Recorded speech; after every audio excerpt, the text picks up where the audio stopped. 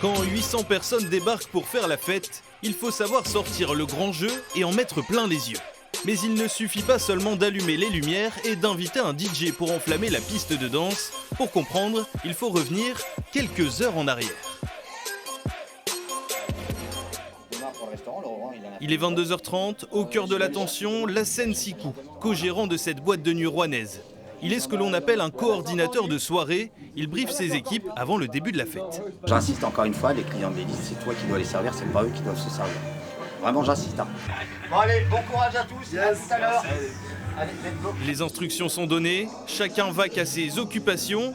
Pendant ce temps-là, il n'y a pas que la salle qui se prépare. Ça, c'est l'inconvénient de bosser le week-end, t'as pas le temps d'aller au barbeur derrière. C'est un Lassène métamorphosé que l'on retrouve dans le feu de l'action et il faut être bien accroché pour le suivre au milieu de la foule qu'il connaît si bien. Pour moi, le métier de la nuit aujourd'hui, c'est une source de richesse intérieure qui est inépuisable. Aujourd'hui, l'avantage de la nuit, c'est que tu récupères des gens, tu côtoies des gens sur lesquels tu n'as plus de barrière.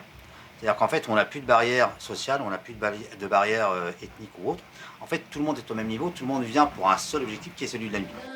Cette soirée, comme les autres, est loin d'être improvisée. Tout est préparé au long de la semaine par le coordinateur et son acolyte et co-gérant, Nicolas Lamotte, un peu plus dans l'ombre, mais tout aussi important.